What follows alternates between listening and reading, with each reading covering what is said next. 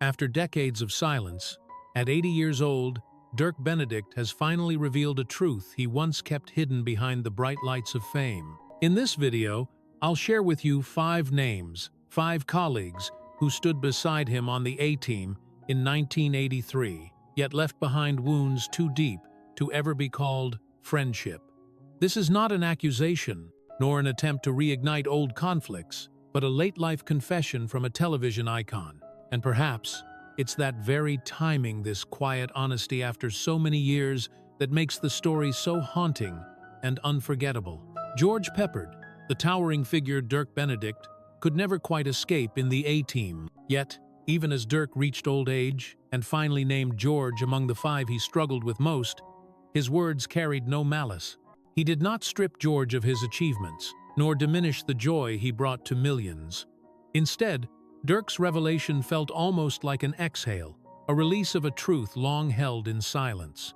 By acknowledging the discomfort, he gave voice to the quiet frustration of many actors who have worked under the shadow of larger-than-life stars. George Peppard was, to the world, a commanding hero. To Dirk Benedict, he was both a partner and a barrier, a man whose greatness on screen came at the cost of leaving others feeling smaller. And in finally naming him, Dirk wasn't settling a score. He was simply honoring his own journey, acknowledging that sometimes the hardest battles are fought not in front of the camera, but behind it, in the silent spaces where respect should live but too often doesn't. George Peppard was the undeniable star of the A-Team. With his silver hair, commanding presence, and the kind of old Hollywood charisma that seemed carved from another era, he embodied the role of Colonel John Hannibal Smith, like it was written only for him. For millions of viewers, he was the face of the show, witty, confident, always in control. To the outside world, Peppard was not just a leading man, he was the heartbeat of the series. But for Dirk Benedict, things felt different behind the camera. Sharing the screen with George was like standing next to a monument. You could admire the grandeur, but you could also feel dwarfed by the shadow it cast.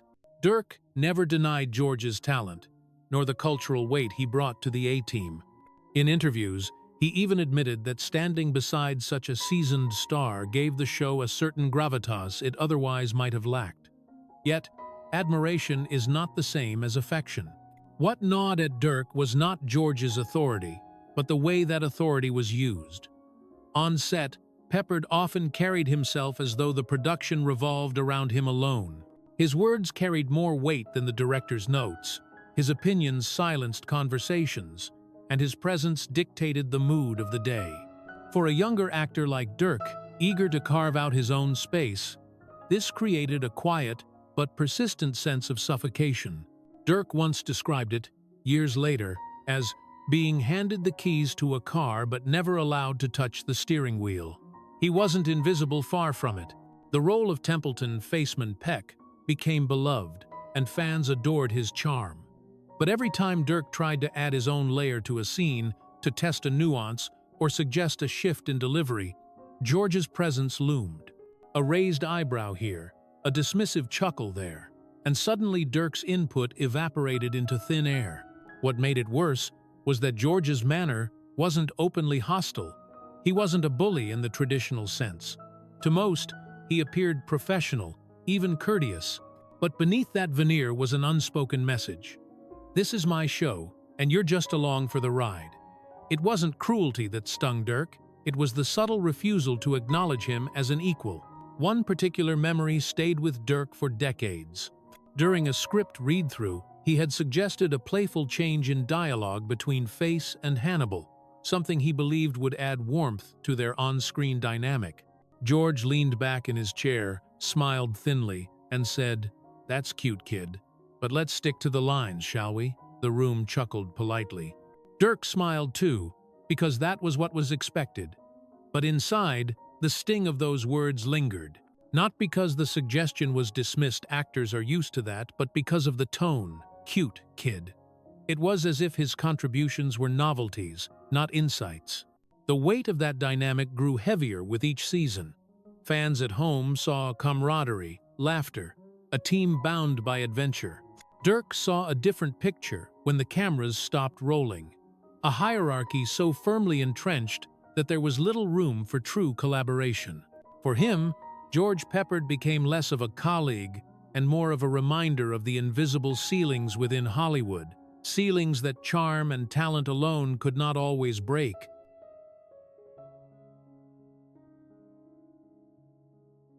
Mr. T, the storm of energy Dirk Benedict could never tame. Still, Dirk never confronted Mr. T outright. Part of it was respect. He understood how much Mr. T meant to fans, how rare it was for someone like him to break into mainstream television at that time. Part of it was resignation. He knew no conversation could change the fundamental nature of who Mr. T was. And part of it was fear. Fear of being seen as bitter, as ungrateful, as the man who dared to question the golden goose. So Dirk smiled, laughed, and played along. He let face remain the charming sidekick, the smooth operator who balanced Hannibal's plans and Bachelor of Arts' muscle. But inside, he carried the weight of being overshadowed. Not in the malicious way George Peppard's authority had silenced him, but in the chaotic way Mr. T's personality devoured space without even realizing it. When Dirk finally named Mr. T among those he struggled with most, it wasn't to tarnish the man's legacy. He spoke almost with a sigh, as though finally admitting a truth he had long kept tucked away, that sharing the screen with a hurricane, no matter how beloved, leaves scars of its own. Fans may always remember Mr. T as the fearless warrior, the larger-than-life protector of the team. Dirk remembered him differently, as a man whose unstoppable energy, while endearing to the world, left little oxygen for those standing closest to him. And yet, even in his critique, there was no venom. Dirk acknowledged the paradox, that the very qualities that made Mr. T difficult as a colleague were the same ones that made him unforgettable to audiences. It was not hatred in the sense of hostility, but rather the weary frustration of an artist who felt unseen, swallowed by a co-star's brilliance. In naming him, Dirk did not erase the laughter, the camaraderie, or the genuine moments of care. He simply admitted that behind the curtain of friendship and teamwork, there was also fatigue, a kind of quiet ache that only those who lived it would understand. For the world, Mr. T will forever be the hero who pitied fools and inspired children. For Dirk Benedict, he was both a brother in arms and an untamable storm, a force of nature that left him struggling year after year to find his own voice in the roar. If George Peppard was the monument casting a long shadow, then Mr. T was the storm no one could ignore. With his mohawk, gold chains, and booming voice, he was more than a character. He was a phenomenon. Children adored him, adults quoted him, and in the 1,980 seconds, he became a pop culture icon larger than the very show he starred in. To millions of fans, the A-Team was Mr. T. But for Dirk Benedict, the whirlwind that Mr. T carried with him onto set was not always easy to stand beside. Where George's presence was heavy and immovable, Mr. T's was loud, unpredictable, and exhausting in its intensity. It wasn't that Dirk disliked his co-star's heart, in fact. He often admired it. Mr. T was genuine, a man of conviction, someone who truly lived his persona both on and off screen. The problem lay in how overwhelming that persona could be, day after day, for those who had to share the spotlight. Mr. T thrived on attention. He filled a room not just with his voice, but with his energy, his laughter, his bravado. Fans loved it, and the producers encouraged it, because it translated to ratings. But on set, Dirk often found himself drowned out. Conversations became competitions, scenes turned into showcases, and moments that might have belonged to the ensemble suddenly tilted toward Mr. T's orbit.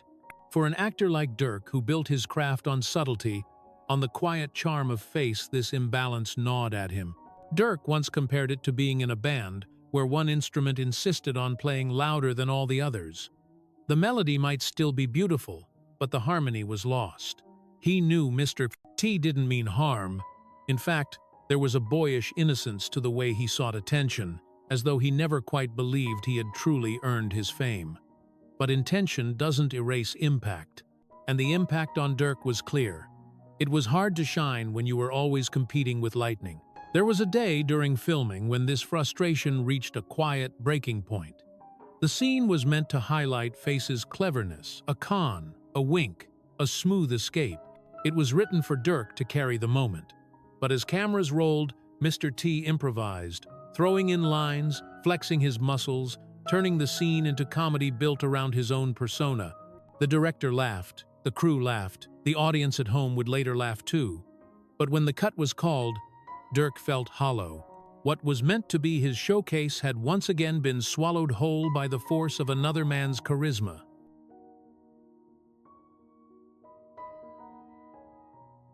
Dwight Schultz, the unpredictable spark that left Dirk Benedict uneasy. When Dirk finally spoke of Dwight in his later years, there was a sigh in his words. He didn't dismiss Dwight's brilliance. He acknowledged it openly.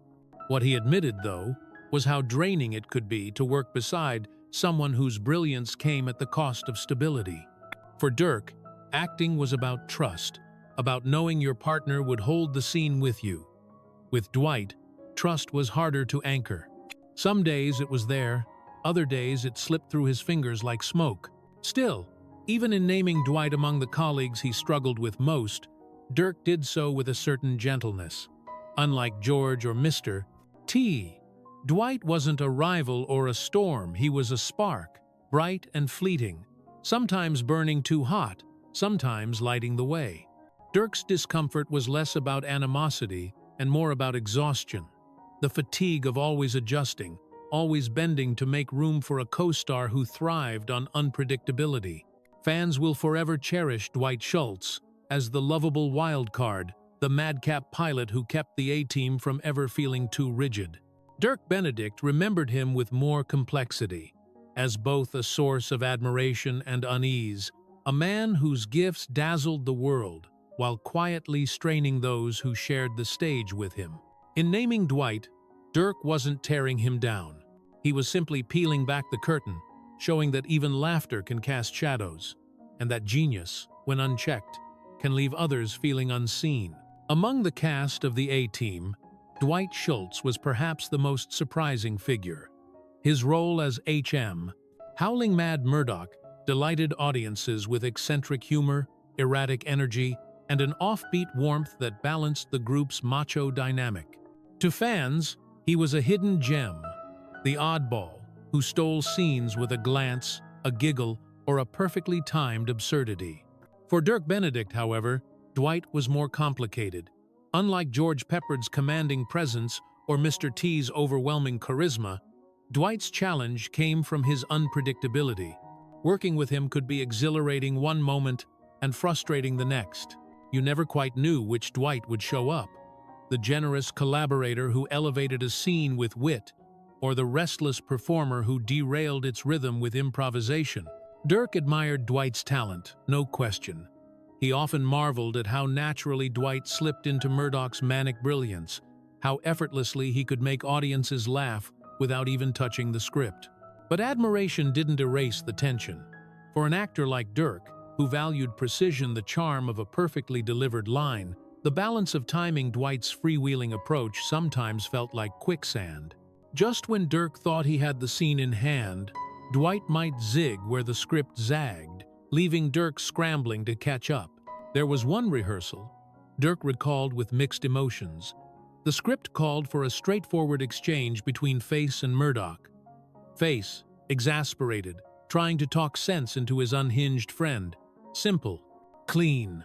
But when the cameras rolled, Dwight spun the scene into chaos, singing a nonsense tune, twirling around props, turning Dirk's straight man setup into something bordering on slapstick. The crew roared with laughter. The director kept the take.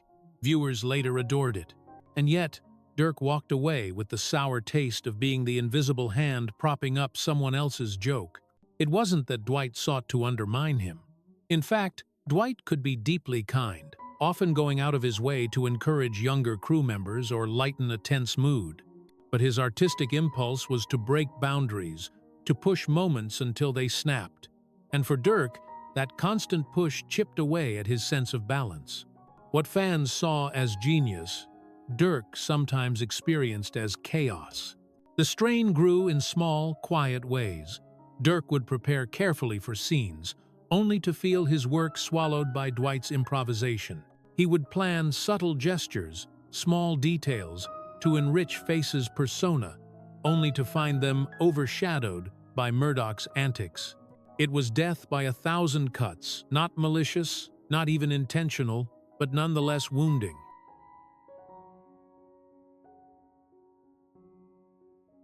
Eddie Velez, the outsider Dirk Benedict never fully welcomed.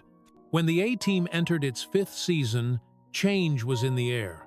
Ratings had slipped, producers were desperate to inject fresh energy, and new characters were introduced in hopes of saving the series. Among them was Eddie Velez, cast as Frankie Dishpan Man Santana, a youthful mechanic brought in to give the team a new spark. For fans, Eddie's arrival was jarring. For Dirk Benedict, it was something deeper, a disruption to the fragile balance the cast had built over years of working together. The original 4 had become, despite their differences, a kind of family, complicated, messy, sometimes difficult, but a family nonetheless. Eddie was not just a newcomer. He was a reminder that the show they had built together was slipping away.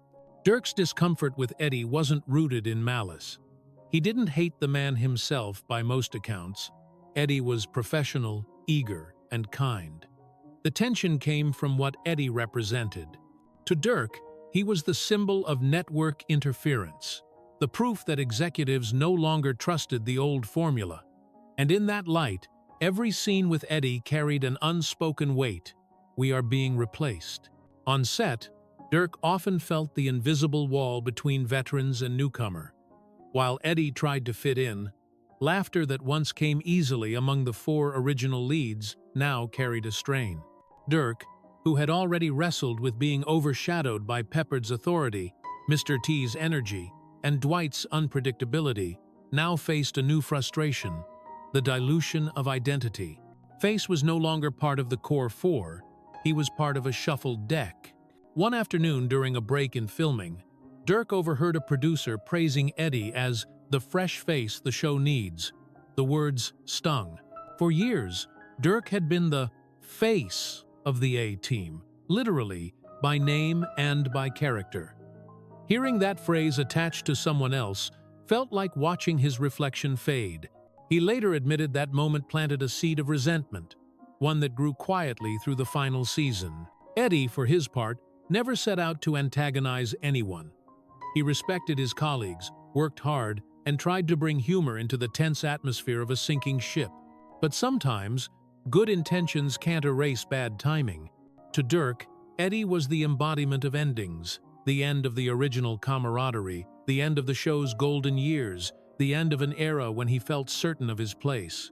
When Dirk finally spoke of Eddie decades later, there was no venom, only weariness.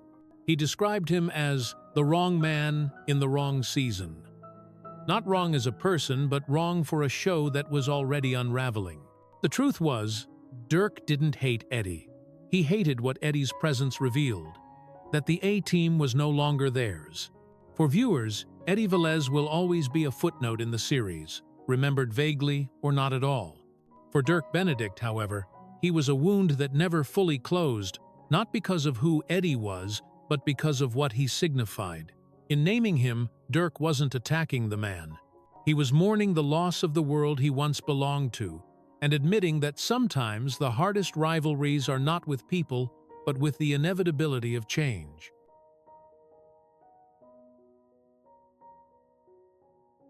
Melinda Culea, the promise that turned into silence for Dirk Benedict. For Dirk Benedict, Melinda's arrival initially felt like a gift. She wasn't just another co-star, she was someone who seemed to understand the unspoken loneliness of being part of such an unusual machine. While George commanded, Mr. T roared, and Dwight improvised, Melinda listened. She carried herself with grace, and Dirk found her company grounding in those chaotic early days. Fans may remember Melinda Culea as a brief light in the A-Team gone too soon, but never forgotten. Dirk remembered her as something else, a mirror of missed opportunity. She could have been the ally he longed for, the anchor in a sea of noise. Instead, she became another silence in a career already filled with unspoken tensions. By naming her, Dirk wasn't condemning Melinda. He was admitting to a sadness that lingered, a disappointment that had never quite healed. In his 80s, when asked to recall the colleagues he hated most, the word didn't mean venom, it meant pain. And Melinda's name was proof that sometimes the deepest pains come not from conflict, but from absence, from the words never spoken, the battles never fought, the friendships that never found their full voice. He once admitted that her presence gave him a kind of balance the show desperately needed. But what began with promise soon dissolved into tension. Melinda's position in the series was fragile from the start. The producers hadn't clearly defined her role.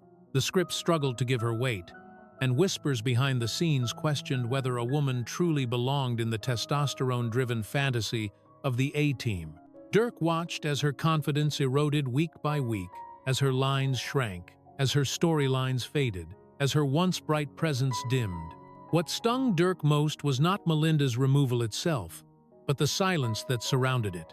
He had expected her to fight, to push back, to demand the space she deserved. Instead, she grew quiet, polite, distant. In his eyes, she became a ghost long before she officially left the series. Dirk later confessed that it left him with a bitter taste. "I thought she'd stand her ground. Instead, she disappeared." The fracture between them came quietly. During a lunch break one day, Dirk recalled trying to spark a conversation about how the show was changing, how the scripts seemed to be pushing her out. Melinda smiled faintly, shrugged, and said, "Maybe that's just how it has to be." The words cut him more deeply than he expected. To Dirk, they sounded like surrender. To him, surrender was worse than conflict. It was the slow death of passion. Their relationship never recovered. What might have been a partnership, a shared voice of reason in the chaos, collapsed into a cool distance. Melinda left the series, and with her went the possibility of something different, something Dirk had quietly hoped for. A co-star who could understand him, who could stand beside him not as competition, not as chaos, but as an equal. When Dirk finally named Melinda among the colleagues he struggled with most, the inclusion surprised many. After all, she wasn't domineering like George, overwhelming like Mr. T, unpredictable like Dwight, or a symbol of intrusion like Eddie. She was, in the eyes of many, a victim of circumstance, a woman pushed aside by an industry that didn't know what to do with her. But Dirk's truth was more personal. He wasn't angry at the industry, he was disappointed in her. Disappointment can sometimes cut deeper than outright conflict. With George, Dirk had battled pride. With Mr. T, he had wrestled with energy. With Dwight, he had struggled against chaos. With Eddie, he had mourned change. But with Melinda, the wound was quieter. The wound of a connection that never became what it could have been. The wound of someone he thought would fight beside him, only to step away in silence. Still, even here, Dirk's words carried no cruelty. He did not mock her, nor belittle her talent. He acknowledged that she had been treated unfairly, that the deck was stacked against her from the start. His frustration was not with her fate, but with her response to it. For Dirk, who had spent his career pushing against shadows, biting his tongue, enduring the weight of bigger personalities, Melinda's retreat felt like a betrayal of the fight itself.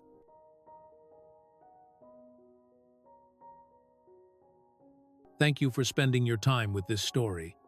If it touched you in any way, I'd love to hear your thoughts in the comments below.